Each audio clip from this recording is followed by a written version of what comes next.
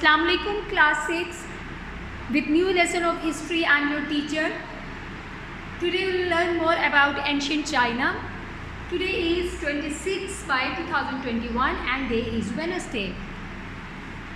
Chapter 4 की last lesson में हमने ancient China के बारे में पढ़ा था. They were the first people. Chinese are the first people, those who invented sail, compass and hand writing के बारे में भी ये कहा जाता है कि जो राइटिंग है फर्स्ट टाइम चाइनीज ने उसको लिखना शुरू किया. So writing was started with Chinese. फिर हमने ये पढ़ा कि एंशिएंट टाइम्स में जो चाइना था इनिशियली छोटे छोटे ट्राइब्स रूल करते थे, बट लेटर एक dynasty which is known as Qin dynasty, they unified China in 221 BCE.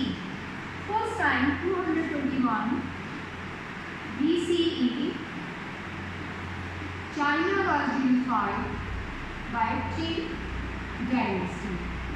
Spelling is QIN, but Q is pronounced as Ch in Chinese language, so it's Qin dynasty.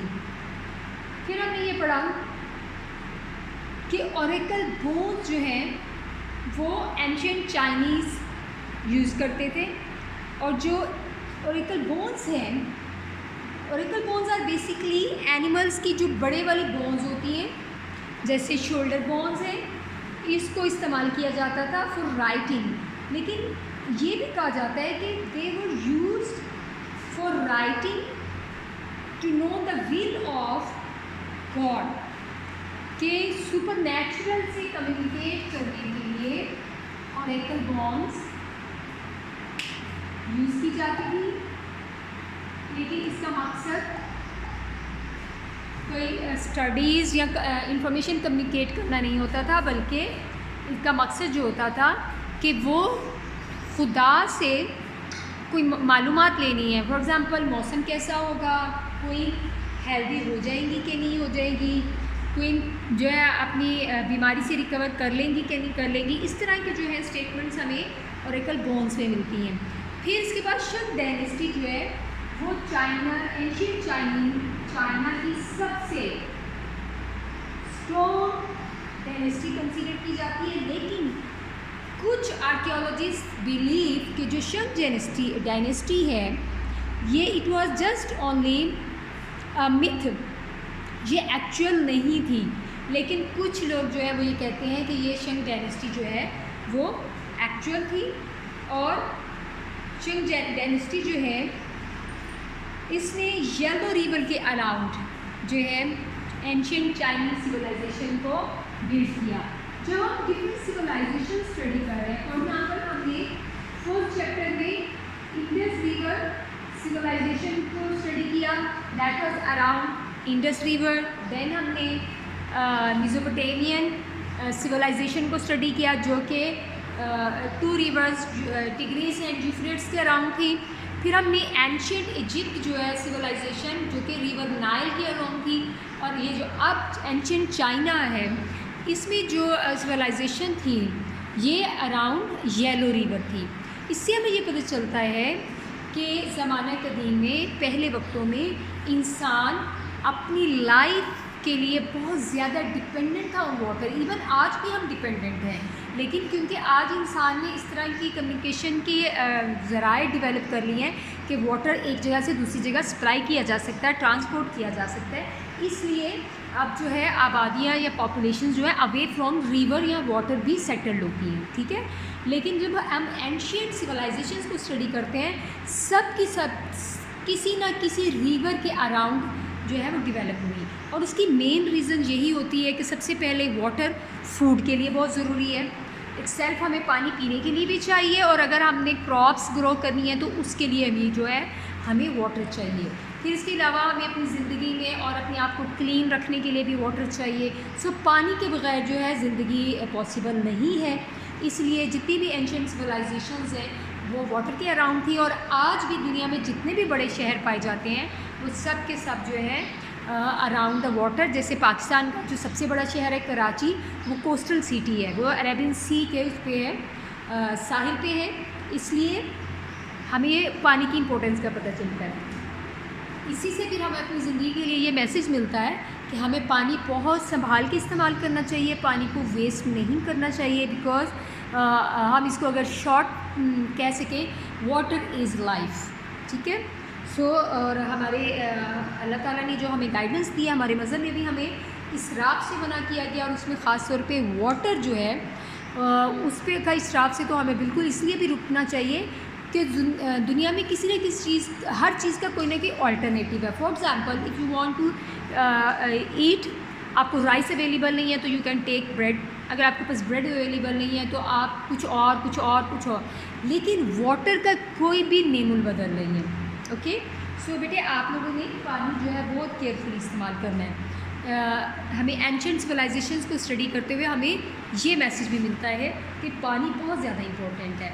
इसके बाद हम लोगों ने military strength के हवाले से भी पढ़ा कि जो है एंशिएंट चाइनीज़ जो हैं उनके पास व्हील्ड कार्ट्स थे, इसलिए वो उनकी मिलिट्री जो थी वो बेहतर थी। व्हील्ड कार्ट,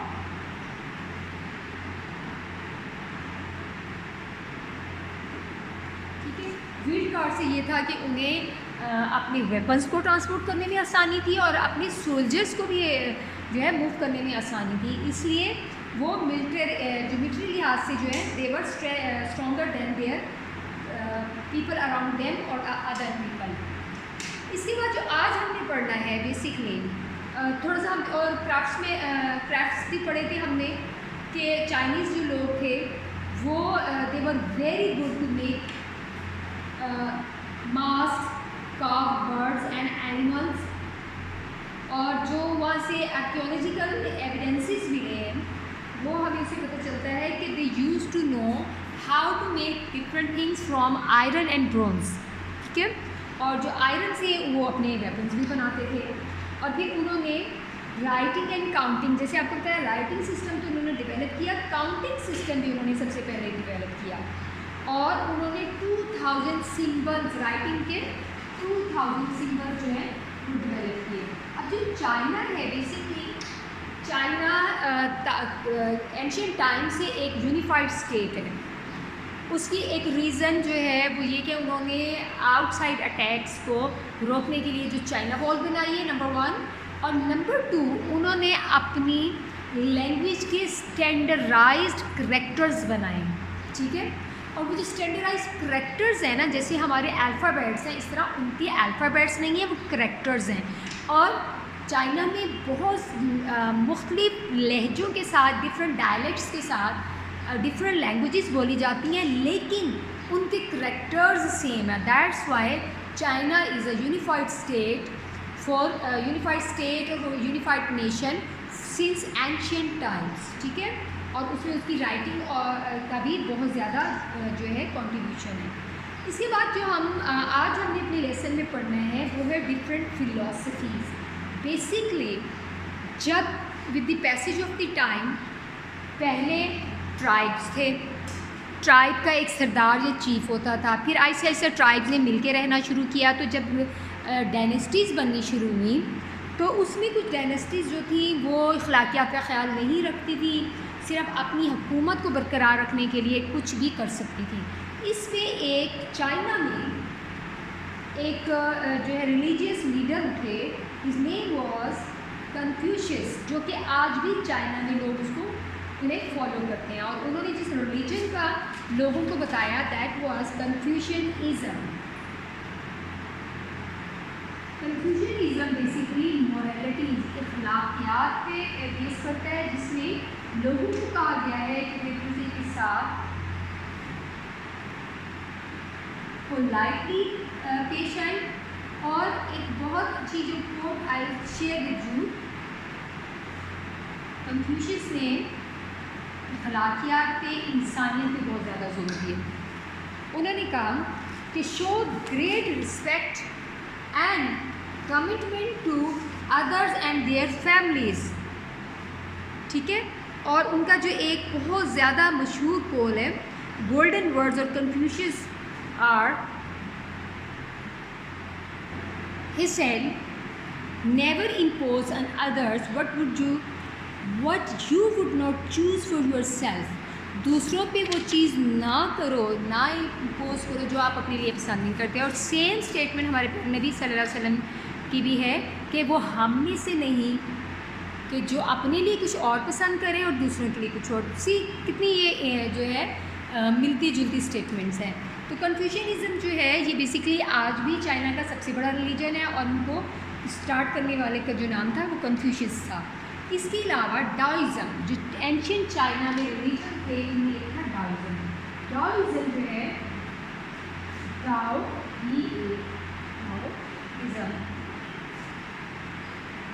इस इज़म में, इस स्कूल ऑफ थॉट में या इस रिलीजन में जो है फाउंडर ने जो कि फ़िलोसफर लाओ त्ज़ू थे और अराउंड 500 BC में थे, उन्होंने ये क्लेम किया कि जो कायनात में दो क़ुव्वतें पाई जाती हैं, there are two forces, one of evil and the second is of good.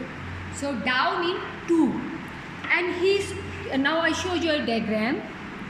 He said कि कायनात में दिस ब्लैक एंड वाइट, जिस तरह ये ब्लैक एंड वाइट है इस तरह white is good and black is bad या evil. Evil and good forces पाई जाती हैं। हर इंसान के अपने अंदर भी ये दो फोर्सेस होती हैं। जब ये दोनों बैलेंस होती हैं तो इंसान पीसफुल होता है, इंसान हेल्दी होता है। एंड व्हेन इम्बैलेंस हो जाता है तो इंसान के अंदर प्रॉब्लम्स शुरू हो जाते हैं। और उन्होंने इन जो फोर्सेस हैं इनको यिन एंड यंग के नाम से नाम दिया, ठीक है। और जब चीज़ ये इम्बैलेंस होता है इंसान के लिए प्रॉब्लम्स हो जाती हैं। जब इंसान के लिए प्रॉब्लम्स होते हैं तो सोसाइटी के लिए प्रॉब्लम होते हैं। सो इससे हमें चाहिए कि हम कोशिश करें कि जो इसमें गुड है वाइट वाला हिस्सा ये ज़्यादा हो, या अगर ज़्यादा नहीं तो एटलीस्ट दोनों बैलेंस हों। जैसे कि हम बीइंग अ मुस्लिम भी हमें पता है कि हमारे अंदर, हर इंसान के अंदर गुड एंड ईवल जो है वो खैर और शर पाया जाता है। शैतान हमें हर वक्त ईवल की तरफ ले जाने की कोशिश करता है, तो हमें चाहिए कि हम उसकी कोशिश को नाकाम करें और जो गुड है वो अपनी ज़िंदगी में ज़्यादा रखें, ठीक है। सो ये फ़िलॉसफी भी कुछ समहाउ हमारे जो है उससे मिलती जुलती है, बट डेफिनेटली हम जो जैसे कि हमारे रिलीजन में कहा गया है कि हमारे प्यारे नबी सल्लल्लाहु अलैहि वसल्लम से पहले जो पैगंबर, रसूल वग़ैरह आए मुख्तलिफ़ कौमों पर, उन्होंने मुख्तलिफ़ कौमों को आके अच्छाई की दावत दी। But with the passage of time जो उनकी टीचिंग्स थी वो चेंज कर दी गई, इंसानों ने उसमें अपनी जो है वो मिला दी। तो मे बी कि ये जो हम पढ़ रहे हैं डिफरेंट इज़म्स इन एंशिएंट चाइना, तो ये उसी कोई इस तरह का सिलसिला हो। Then is लीगलिज़म। लीगलिज़म के मुताबिक जो लोग होते हैं ना, इसमें जो था चिन एम्परर ने बेसिकली इसको अडॉप्ट किया। लीगलिज़म में ये कहा जाता है कि जो ह्यूमन बीइंग्स हैं वो बेसिकली उनके अंदर लीगलिज़म बैड जो है इंटेंशन ज़्यादा पाई जाती है, ठीक है। और ये स्टेट का काम है कि वो जो इंसानों के अंदर जो बुरी ख्वाहिशात या बुरे इरादे, या इन अदर वर्ड्स कि इंसान ज़्यादातर बुराई की तरफ माइल होते हैं, तो उस बुराई को रोकने के लिए स्टेट को ज़बरदस्ती अपने कवानीन जो है वो इम्पोज करनी चाहिए, ठीक है। सो दीज वर इज़म्स जो कि एंशिएंट चाइना में पाए जाते थे। फिर हम इसमें हमने चिन डायनेस्टी के बारे में तो हम पढ़ चुके हैं कि जो ये जो लीगलिज़म है ये चिन डायनेस्टी के जो एम्परर थे उन्होंने इसको अडॉप्ट किया and he was very cruel. लेकिन उसके बाद जब वो हैन डायनेस्टी ने आके चिन डायनेस्टी को ख़त्म किया। फिर हमने पढ़ना है ग्रेट वॉल ऑफ चाइना जो कि वन ऑफ द वर्ड्स में भी शामिल है। एंशिएंट टाइम्स में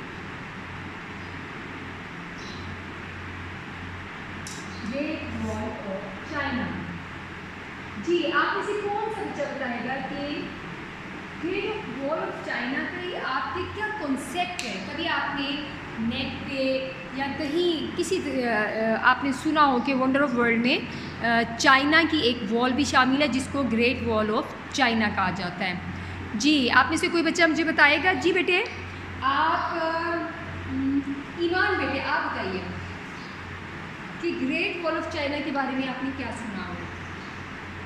जी, Great Wall of China basically एक ऐसी वॉल है जो कि चाइना को प्रोटेक्ट करते हैं। कभी आपने इंटीरियर लाहौर में अगर आपने विज़िट किया हो तो हमारे इंटीरियर लाहौर में मुख्तलिफ गेट्स हैं, जैसे Bhati gate, Lohari gate, Yakki gate वगैरह।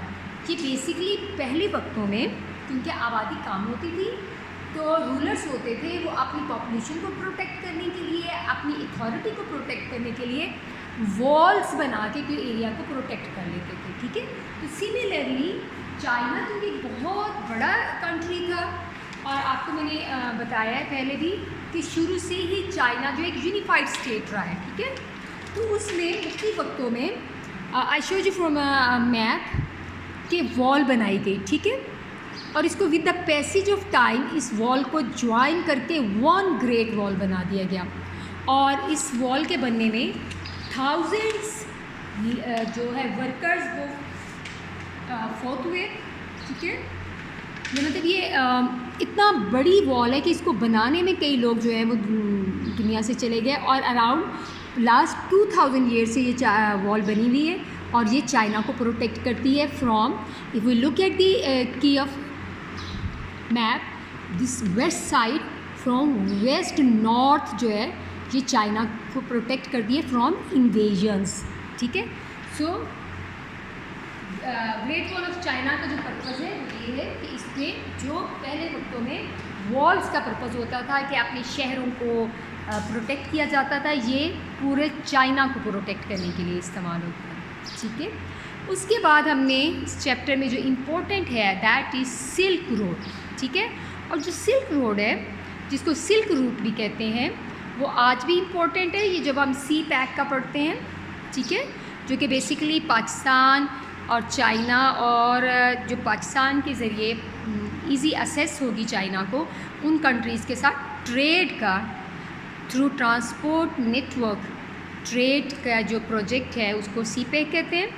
और एंशियंट टाइम से ही चाइनीज़ जो हैं, ये जो पाकिस्तान का रूट है जो कि अब के पाकिस्तान में है, इसको इस्तेमाल करते रहे हैं। इसको पहले सिल्क रूट कहा जाता था। ठीक है, रीज़न कि जैसे मैंने आपको बताया है कि the Chinese were the first one those who invented silk, और ये सिल्क वॉर्म को पालते थे। ठीक है, तो इस रूट के ज़रिए सिल्क बेसिकली ट्रेड की जाती थी, that's why it's known as silk trade route, silk trade route. ठीक है, और सिल्क ट्रेड रूट जो है वो चाइना को मिलाता है उन कंट्रीज से जो कि अदरवाइज बहुत फार अवे होंगे।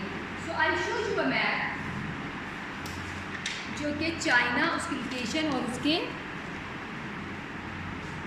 Links with other nations. Look at this map, here is China. ठीक है, India, Persia, Arabia, Egypt, Europe. From ancient times this red line is land route. ठीक है, चाइना लैंड रूट के ज़रिए silk trade करता रहा है since ancient time to far off areas like Europe, जो कि रोमन एम्पायर थी दैट टाइम। और अगर ये ट्रेड रूट ना होता, लैंड रूट, तो चाइना के लिए ट्रेड करना पॉसिबल नहीं था, स्पेशली एम्पायर्स जो कि रिच और वेल ऑफ थी, जो कि सिल्क बाय करना अफोर्ड कर सकती थी, उनके साथ ट्रेड ना होती। ठीक है, इसलिए ये बहुत इम्पोर्टेंट ट्रेड रूट है। And then is water route, this is sea route, and we can see कि सी रूट जो है वो काफ़ी लेंथी लॉन्ग पड़ता है एडवांस्ड कंट्रीज़ की तरफ जाते हुए, जैसे पर्शियन एम्पायर थी, रोमन एम्पायर थी, वहाँ पे जाते हुए। ठीक है, इसलिए चाइनीज़ एंशियंट टाइम से इस रूट को सिल्क ट्रेड के लिए इस्तेमाल करते रहे हैं। और इसको हैन डायनेस्टी ने इन 130 BCE में कंस्ट्रक्ट किया था। सी इट वाज 130 BCE में हैन डायनेस्टी, और ये वही हैन डायनेस्टी है जिन्होंने चिन डायनेस्टी को आके जो है ख़त्म किया, क्योंकि उन्होंने लीगलिज्म की वजह से लोगों पे बहुत ज़्यादा जुल्म ढा रहे थे। So this was about ancient China, जो कि सिल्क, कंपास और राइटिंग के इन्वेंटर थे। उनके पास व्हील्ड कार्ट्स थी, जिसकी वजह से उनकी आर्मी स्ट्रेंथ, जो military strength better than other people. और जो ग्रेट वॉल ऑफ चाइना आज भी वंडर ऑफ द वर्ल्ड में शामिल है, इसका basic purpose to defend China था। और हमने इसके अलावा ये देखा कि चाइना में कन्फ्यूशियज़म, डाओइज़म और लीगलिज़म जो है वो आज भी हैं। और तो कन्फ्यूशियज़म के जो है सबसे ज़्यादा फॉलोअर्स हैं, लेकिन आई टोल्ड यू कि इसमें क्या डिफरेंस है। I hope you enjoyed this lesson. इंशाल्लाह आप इस लेसन को कर लेंगे तो इसका रिटर्न वर्क भी फिर I guide you. If you have any question और confusion you can ask me. Thank you so much for watching. अल्लाह हाफिज़। अस्सलाम वालेकुम।